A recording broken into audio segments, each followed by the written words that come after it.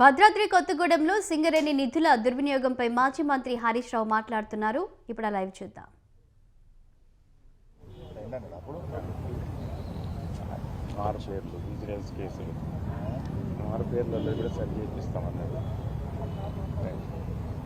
అందరికీ నమస్కారం.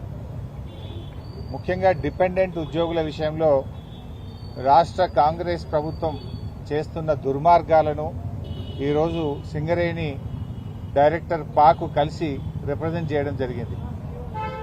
కేసీఆర్ గారి ప్రభుత్వం ఇచ్చిన మాట ప్రకారంగా డిపెండెంట్ ఉద్యోగాలు పునరుద్ధరిస్తామని చెప్పి ఆ రోజు మాట ఇచ్చి మాట నిలబెట్టుకున్నది బీఆర్ఎస్ ప్రభుత్వం.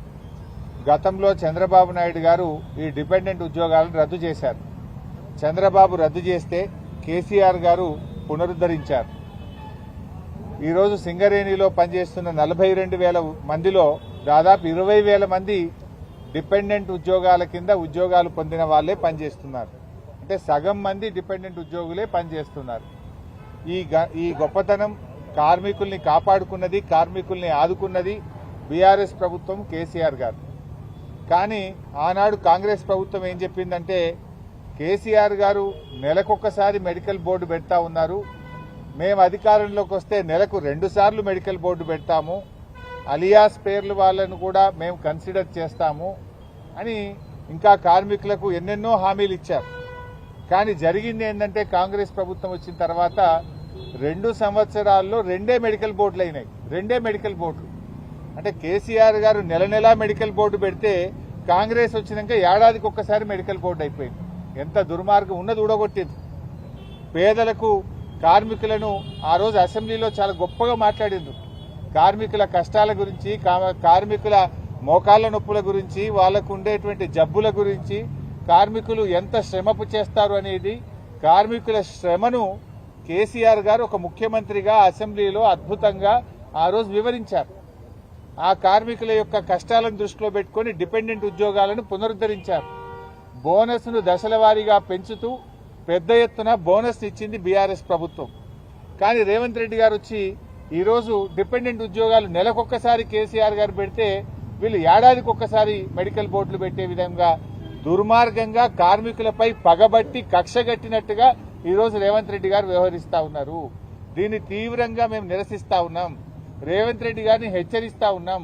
తక్షణమే నెల మెడికల్ బోర్డు పెట్టాలని, ఆ మెడికల్ బోర్డులో వారిని వెంటనే అన్ఫిట్ చేసి పిల్లలకు ఉద్యోగాలు కల్పించాలి. ఇవాళ మేము కొంతమంది కార్మికులు తీసుకొని వచ్చి డైరెక్టర్ పా గారిని, గౌతమ్ గారిని కలిశాం. వీళ్ళు పెట్టిందే 2 సార్లు మెడికల్ బోర్డు. ఆ మెడికల్ బోర్డులో కూడా కాళ్ళు లేని వాళ్లను, కళ్ళు లేని వాళ్లను, క్యాన్సర్ వచ్చిన వాళ్లను, గుండెకు బైపాస్ సర్జరీ అయిన వాళ్లను అన్ఫిట్ చేయాల్సింది పోయి నువ్వు మంచిగున్నావు పోయి పని చేయమంటున్నారు. బైపాస్ సర్జరీ అయింది, కడుపు మొత్తం జీరిండ్రు, క్యాన్సర్ రోగం వచ్చింది, ఒక కాలు తీసేసిండ్రు, 2 కళ్ళు కనబడతలేవు. అటువంటి వాళ్లను కూడా మెడికల్ బోర్డుకు పోతే కావాలని వాళ్ళని ఇబ్బందులకు పెడుతూ ఆ కుటుంబాలని ఇవాళ మెడికల్ గా మీరు ఫిట్ ఉన్నారు, పని చేయమని చెప్తా ఉన్నారు. 2 సార్లు బోర్డు పెడితే 55 మంది పోతే 5గురినే మరి మెడికల్లీ అన్ఫిట్ చేసినారు. రెండోసారి 123 మంది పోతే 23 మంది మాత్రమే మెడికల్ అన్ఫిట్ చేసి 100 మందిని మీరు ఫిట్ ఉన్నారు, పోయి పని చేయమంటున్నారు. అంటే ఒకటి మెడికల్ బోర్డు పెట్టరు, పెట్టినా ఏడాదికి ఒక్కసారి పెడతారు. అక్కడికి వెళితే కూడా వాళ్ళ దరఖాస్తులను మానవతా దృక్పథంతో పరిశీలించాల్సింది పోయి చాలా దుర్మార్గంగా మెడికల్ ఇన్వాలిడేషన్ సర్టిఫికెట్ ను రిజెక్ట్ చేస్తూ మీరు ఇలా ఇబ్బందులు పెడతా ఉన్నారు. అందుకే ఆ కార్మికుల్నే తోలుకొని వచ్చినాం. ఇలా క్యాన్సర్ వచ్చిన వాళ్లను, గుండెకు బైపాస్ సర్జరీ అయినటువంటి వాళ్లను, కాళ్ళు లేని వాళ్లను, కళ్ళు లేని వాళ్లను, ఒకవైపు కిడ్నీలు ఫెయిల్ అయిపోయి చేతిలో బ్యాగ్ పట్టుకొని నడుస్తున్నటువంటి వాళ్లను అసలు మీకు ఎట్లా చేతొచ్చింది, ఎట్లా మనసు వచ్చింది అని నేను రేవంత్ రెడ్డి ప్రభుత్వాన్ని అడుగుతా ఉన్నా. బట్టి విక్రమార్క గారు మీరే కదా మంత్రి, నువ్వు పెద్ద మాటలు కోటలు దుంకుతాయి నీ, నువ్వు మాది ప్రజాప్రభుత్వం అంటావు. ఇది ప్రజాప్రభుత్వమా? ఇది కార్మిక కంట ప్రభుత్వం, కార్మికులను గోసబెట్టే ప్రభుత్వం, ప్రజలను గోసబెట్టే ప్రభుత్వం, మానవత్వం లేని ప్రభుత్వం. ఈ దుర్మార్గాన్ని మేము తీవ్రంగా ఖండిస్తా ఉన్నాం.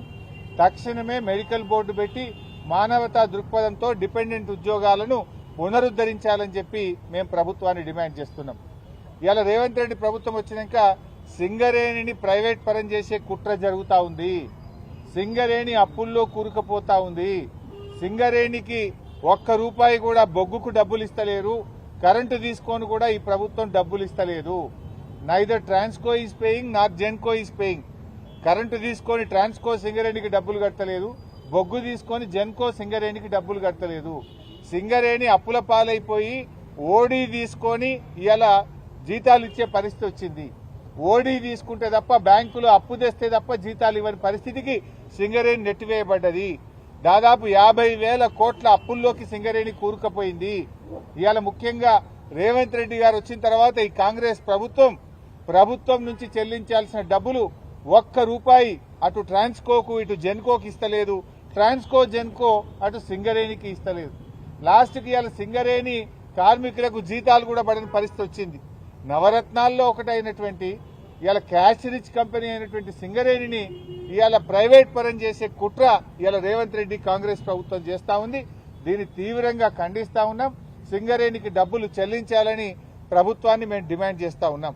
భట్టి గారే ఆర్థిక మంత్రి, భట్టి గారే సింగరేణి మంత్రి. మరి ఆర్థిక మంత్రి